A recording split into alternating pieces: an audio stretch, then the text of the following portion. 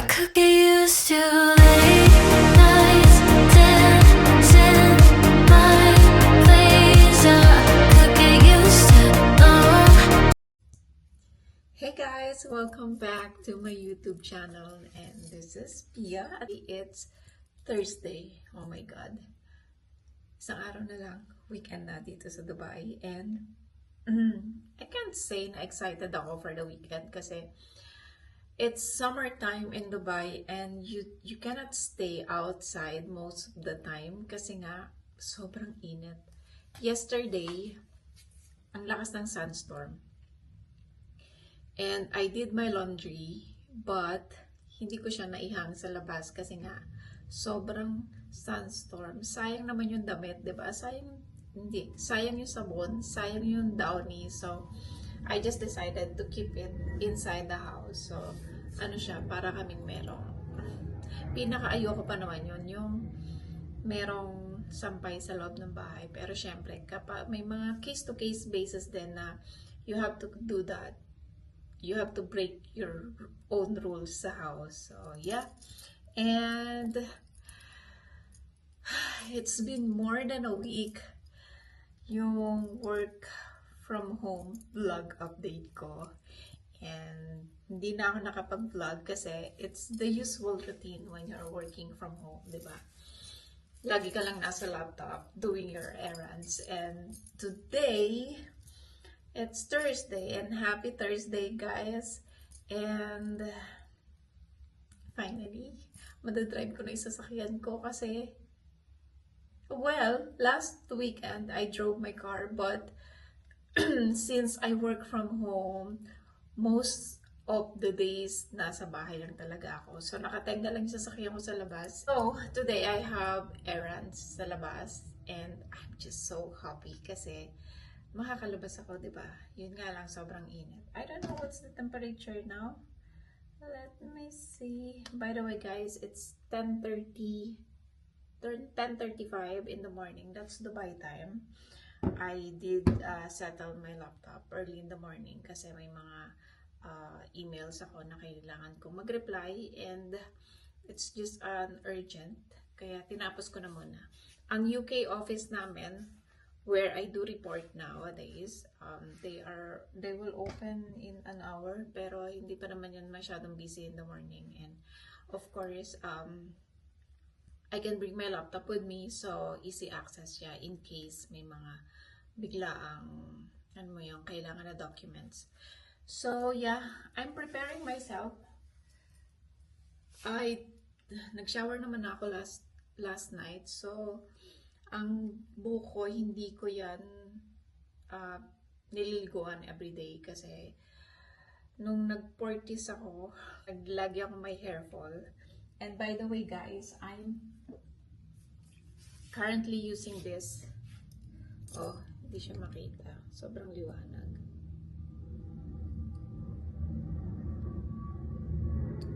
Medol. It's a Korean brand. So,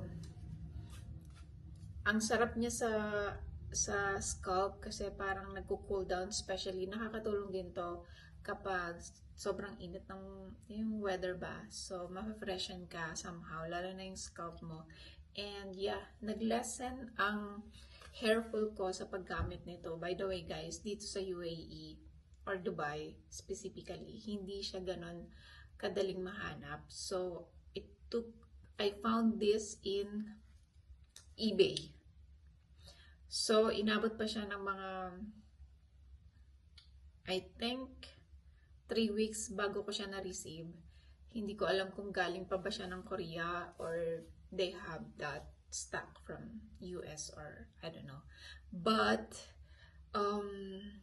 napanood ko to kay Hazel King, and sabi niya, marami daw nito sa Pilipinas. So, oh my God. I'm excited kasi today is what? In 3 weeks, uuwi tayo ng Pilipinas. I will gonna be attending a wedding of my niece, and yun din yung kinakabisi ko nowadays to find my dress. Actually, nakapag-order na ako ng Shein, and it will be delivered by next week. Hopefully, hindi siya masyadong ma-delay para magkaroon pa ako ng ibang option in case at saka may return ko pa. So yeah, I am preparing now.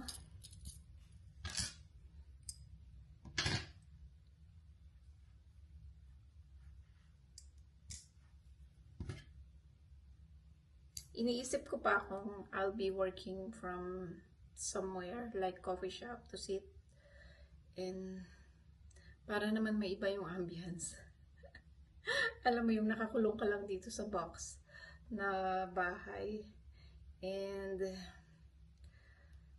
by the way guys, I mentioned from my previous vlog that I started doing the trading, forex trading. And yesterday, hindi siya magandang trading for me. So, today, I just decided to do that at night, maybe when I'm back.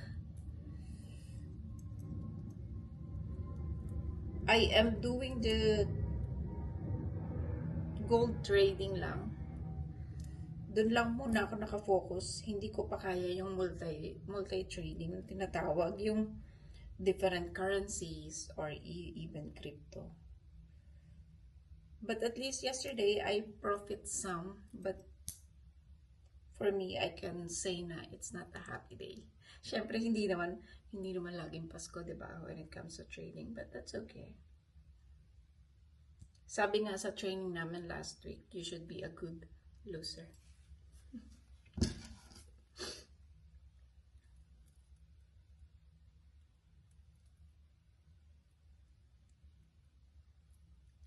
Guys, if you can try to invest to gold, do that because nowadays mas gugustuhin mo pang mag-invest sa gold kasi nag-i-invest ka na is nagagamit mo pa, diba? And tumataas yung value ng gold in the long run. So, yeah. For 10 years, isa lang ang kinukuhanan ko talaga ng gold. That's in Al-Attar, Karama. That's Kuya Paul. And yeah, I'll just prepare myself and I'll see you later. Guys, hinahanap ko yung sasakyan ko. Kasi hindi ko alam kung saan ko pinark. Kasi here in Shuruk, we have the open parking. Wala kang designated na parking area. So you can park anywhere. Kung saan may bakante. And guys, sobrang init. Sobrang init. Ko siya, nasa corner pala siya.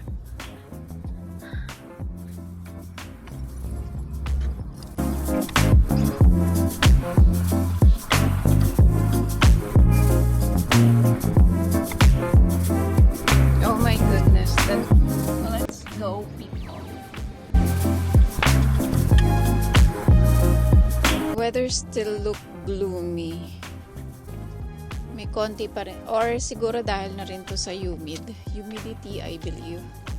Kaya ganito siya kaano. Hindi siya talaga totally clear.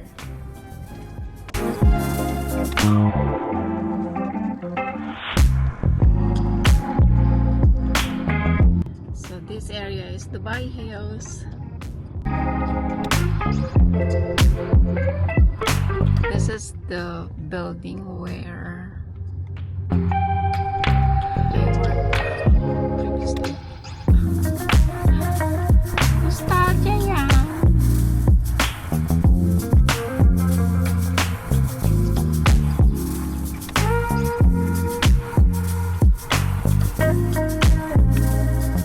So I'm done here in Dubai Hills. Actually, sinurrender ko lang yung mga parking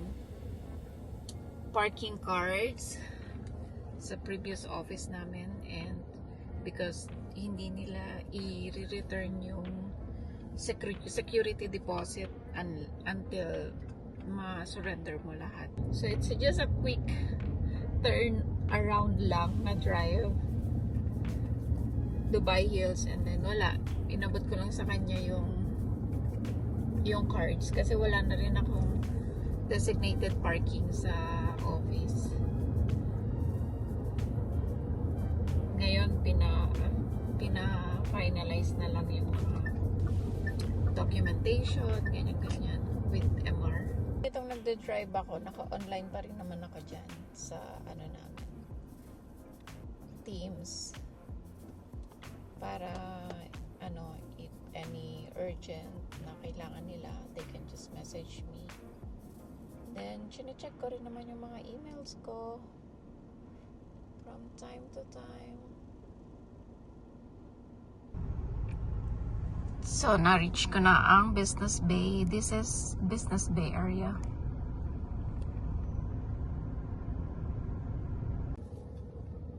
So, ang errands ko naman dito, still work-related pa rin naman. And, kailangan ko magbayad ng cash sa computer care kasi nagpa-reformat ako ng mga laptops and I still have petty cash with me na magagamit ko para sa mga pambayad. So, you wanna see money ng dirhams?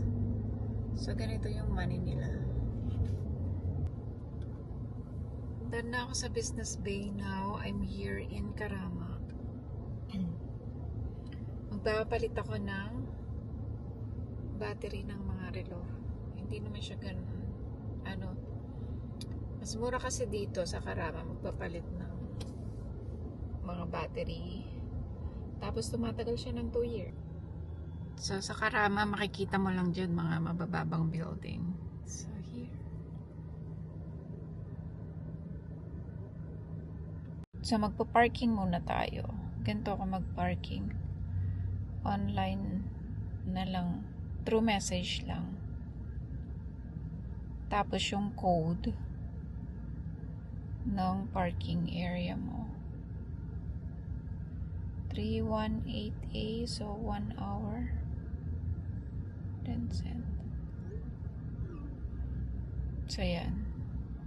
Magkano na ngayon? 4 dirham siya.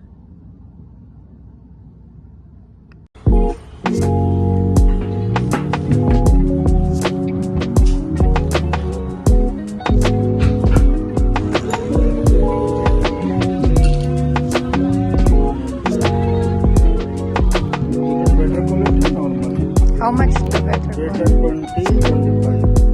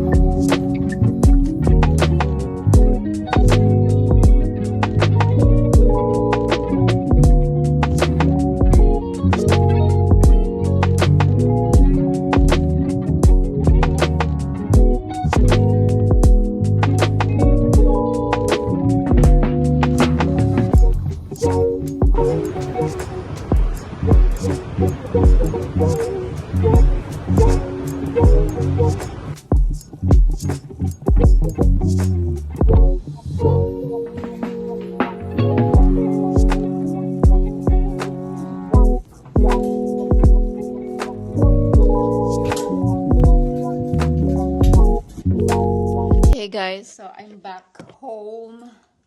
Sobrang init sa labas.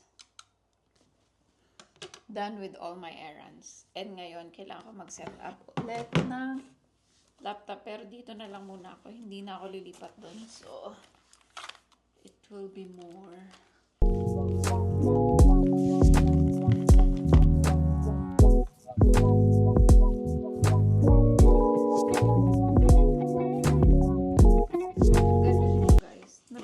Sa Lacoste 600 dirhams Bali, ito na yung ginagamit ko kapag nagta-travel. Ano siya? Marami kang malalaman na damit. Tsaka laptop. Meron siyang laptop compartment dito. So, maganda siya. Square. Square nga lang. Panlalaki to, pero nagustuhan ko kasi siya. So, kaninang maga, ginamit ko to kasi nilagay ko yung dalawang laptop. Personal ko, tsaka yung MacBook ko, tsaka itong work laptop ko.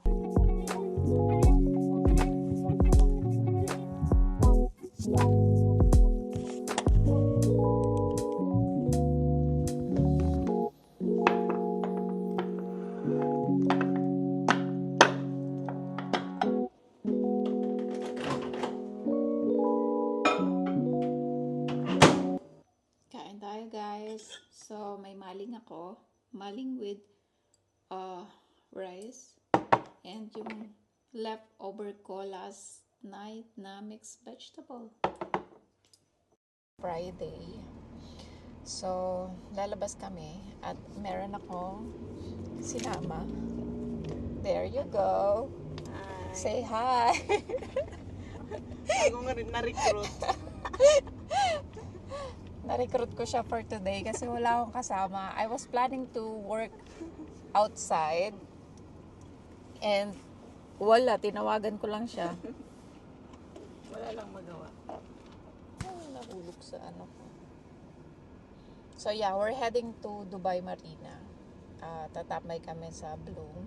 It's a Dior inspired cafe. Actually, na-visit ko na yung branch nila sa Dubai Mall.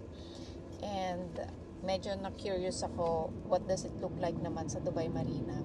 So hopefully, it's worth the hype. And yeah, I'll see you later guys. Bye!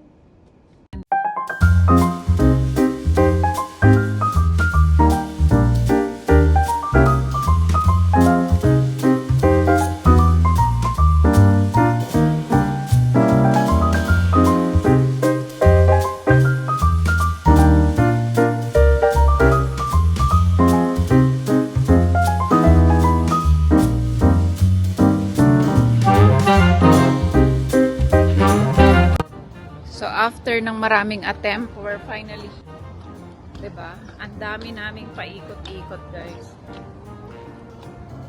We're here at Dubai Marina. We're just gonna have breakfast.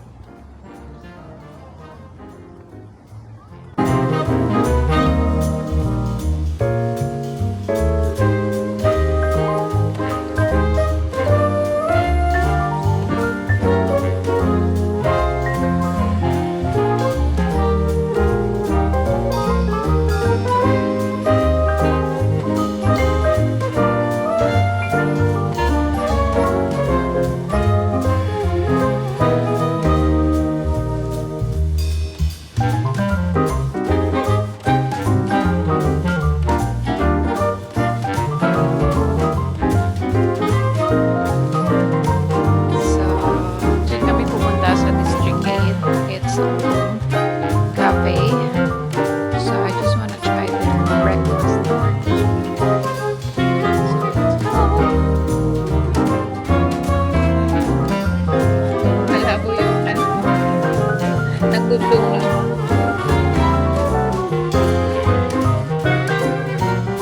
So, nag-order ako ng latte. And I have the starter ng ito. I'm not sure what is this, but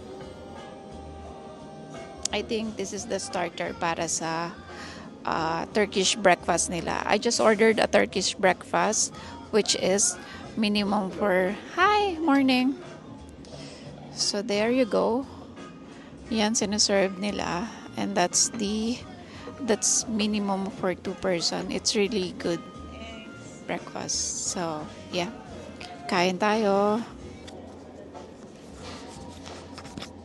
Guys, it's not really expensive to come and visit Bloom here in Dubai Marina. They offered 90 dirhams for the Turkish breakfast, and that's good for 2 person na. And aside from that, may experience nyo yung ganda ng design ng lugar nila. It's really Dior inspired restaurant. So yeah, so let's eat. We'll dive in.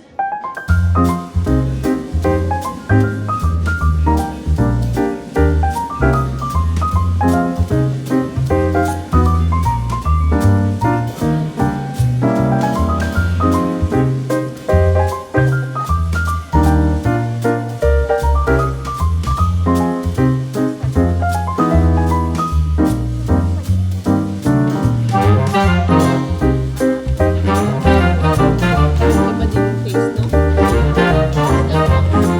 Alam mo yun, yung